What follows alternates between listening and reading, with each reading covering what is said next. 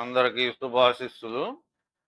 ఇవాల్టి వీడియోలో జాతకాల్లో కొన్ని మంచి శుభయోగాల గురించి తెలియజేస్తాను. ఒకటి రాహు తుంగ యోగం, ఇంకొకటి చంద్రయోగం, ఇంకా మరొకటి మండలాధిప యోగం, మరొకటి అసముద్రక్షిత యోగం అనేది ఒకటి ఉంది. మొత్తం 4 యోగాలు. ఈ 4 కూడా మంచి శుభయోగాలు. ఇది ఎవరికైనా జాతకాల్లో కనుక ఏర్పడితే ఎంతో మంచి ఫలితాలు కలుగుతాయి. రాహు తుంగ యోగం అనే దాని గురించి మొదట చెప్తాను. అంటే ఈ యొక్క శుభయోగం రాహు గ్రహము యొక్క అనుకూలత వలన ఏర్పడుతుంది. ఈ జాతకంలో రాహు అనుకూలంగా ఎలా ఉంటాడంటే, పుట్టినటువంటి జాతక చక్రంలో రాహు గ్రహము సింహరాశిలో గాని, వృషభ రాశిలో గాని, తర్వాత కన్యా రాశిలో గాని, తర్వాత కర్కాటక రాశిలో గాని, ఈ 4 రాశుల్లో గనక ఏదో ఒక రాశిలో రాహు గనక ఉంటే ఆ సమయంలో పుట్టిన వారికి ఈ యొక్క గొప్ప శుభయోగం అనేది ఏర్పడుతుంది. అంటే కర్కాటక రాశి చంద్రుడిది, సింహరాశి రవిది, అలాగే వృషభ రాశి రాహుకి ఉచ్చ స్థానం, కన్యా రాశి రాహు సొంత ఇల్లుగా భావించబడుతుంది. కాబట్టి ఈ 4 రాశుల్లో ఉండగా పుట్టిన వారికి జాతకంలో రాహుగ్రహం చాలా బలంగా ఉంటుంది. ఇలా బలంగా ఉన్నటువంటి రాహు వలన చాలా మంచి ఫలితాలు వాళ్ళకి రాహు కలగజేయటం జరుగుతుంది. అంటే శాస్త్రంలో చెప్పబడినది ఏమిటంటే, అశ్వరథ పదాతి వర్గాది చతురంగ సేనలు కలిగినటువంటి చక్రవర్తి అవుతాడని శాస్త్రంలో చెప్పబడి ఉంది.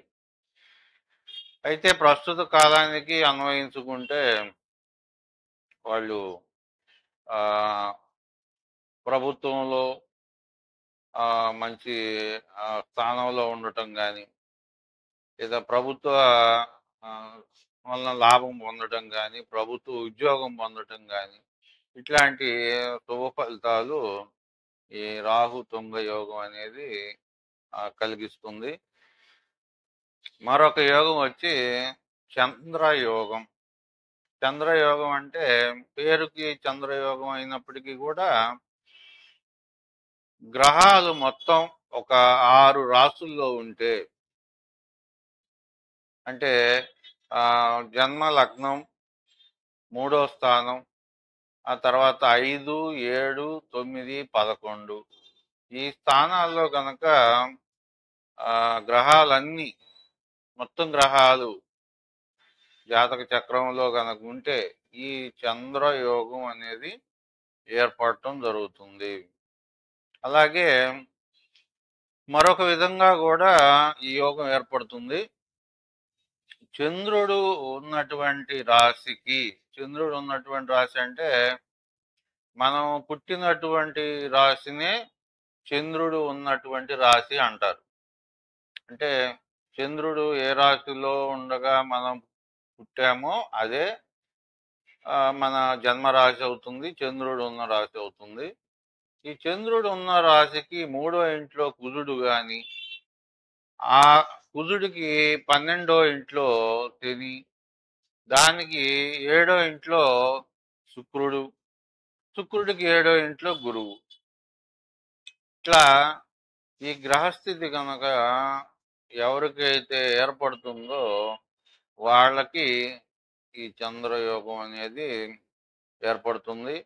ఆ యోగం వలన ఏమిటంటే కలిగే గొప్ప శుభ ఫలితాలు, ఈ యోగం కలిగినటువంటి ఏది పైన మొదట తెలిపిన 6 స్థానాల్లో గనక గ్రహాలు ఉన్నా గాని, లేదు ఈ విధంగా గ్రహాలు ఉన్నా గాని, వాళ్ళకి కలిగేటటువంటి యోగం ఏమిటంటే సదాచారవంతుడై రాజుగానో రాజతుల్యుడుగానో ఉండి ఆ చిత్ర విచిత్రమైన భూషణాలతో విలసిల్లుతూ రెండవ మన్మధుని వల్లే ప్రకాశిస్తాడు అని శాస్త్రం తెలియజేసింది. సరే, ప్రస్తుత కాలానికి అన్వయించుకున్న ఇది చాలా గొప్ప శుభయోగం కలిగి జాతకుడు ప్రాపంచిక భోగాలు పొంది విలాసంగా జీవిస్తాడని తెలుసుకోవాలి. గొప్ప స్థానంలో ఉంటాడని కూడా గ్రహించాలి. తర్వాత ఇంకొక యోగం మండలాధిపాద యోగం, మండలాధిపాది యోగం. అంటే ఈ యోగం ఒక మండలానికో ఒక దేశానికో గొప్పవాళ్ళు అవుతారని దీని అర్థం. అంటే ఈ గ్రహస్థితి బలాన్ని బట్టి ఏర్పడుతుంది ఆ యోగం ఇచ్చేటటువంటి హెచ్చుతగ్గులు. కర్కాటకంలో గురువు, కుంభంలో శని, ఈ 2 గ్రహస్థితులు గనక ఎవరి జాతకంలో అయితే ఏర్పడతాయో వారికి ఈ మండలాధిపాది యోగం అనేది ఏర్పడటం జరుగుతుంది. ఈ యోగం వలన కూడా చాలా మంచి అదృష్టవంతమైనటువంటి ఫలితాలు కలగడం జరుగుతుంది. ఇంకొకటి అసముద్ర క్షతీశ యోగం. ఇది పేరు కాస్త భిన్నంగా యోగానికి ఉంటుంది. అసముద్ర క్షితీశ యోగం అంటే దశమంలో చంద్రుడు, ధనస్థానంలో గురు శుక్రులు, తృతీయంలో రవి రాహువు, ఏకాదశంలో శని బుధ. ఇట్లా గ్రహస్థితి అనేది గనక ఏ అదృష్టవంతుడికైనా కనుక జాతక చక్రంలో ఏర్పడితే వీరికి రాజ్యలాభం తప్పక కలుగును అని శాస్త్రం తెలియజేస్తుంది. రాజ్యలాభం అంటే ఒక దేశానికో కనీసం ఒక రాష్ట్రానికో ముఖ్యమంత్రులు, ప్రధానమంత్రులు, దేశానికి అధ్యక్షులు, ఇట్లా గొప్ప పదవుల్లో వీళ్ళు ఉండటం జరుగుతుంది అని చెప్పని మనం ఈ కాలానికి అన్వయించుకోవడం, అవగాహన చేసుకోవాలి. తర్వాత ఇవన్నీ కూడా ఈ చెప్పబడినటువంటి 4 యోగాలు కూడా అన్ని శుభయోగాలే. అంటే రాహు తుంగ యోగం కానీ, ఇది రాహు వలన ఏర్పడేటటువంటి గొప్ప శుభయోగం. అంటే ఈ రాహు ఎప్పుడు ఇస్తాడు మనకి అనేది కూడా తెలుసుకోవాలి. రాహు ఎప్పుడు ఇస్తాడు? రాహు దశ కానీ, రాహు అంతర్దశ కానీ జాతకంలో వచ్చినప్పుడు ఆ యొక్క రాహు తుంగ యోగం ఫలితాలు కలుగుతాయి. అలాగే చంద్రయోగం. చంద్రయోగం అంటే 1, 3, 5, 7, 9, 11 స్థానాల్లో అన్ని గ్రహాలు ఉంటే ఏర్పడే యోగం. అది ఎప్పుడు దాని శుభ ఫలితాలు కలుగుతాయి? ఈ ఆ గ్రహాలు ఆ దశలు అంతర్దశలు వచ్చిన సమయంలో వాటి ఫలితాలను ఇవ్వడం జరుగుతుంది. అట్లాగే మండలాధిపాది యోగం కానీ, అసముద్ర క్షితీశ యోగం కానీ, ఇవన్నీ కూడా ఆ గ్రహాల యొక్క దశలు అంతర్దశలు ఏర్పడినటువంటి కాలాల్లో మంచి ఫలితాలను ఇవ్వడం జరుగుతుంది.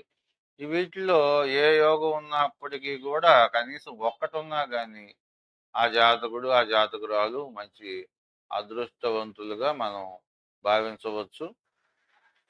మరొక వీడియోలో మరొక ఆసక్తికరమైనటువంటి జ్యోతిష అంశం గురించి తెలుసుకుందాం. నమస్తే.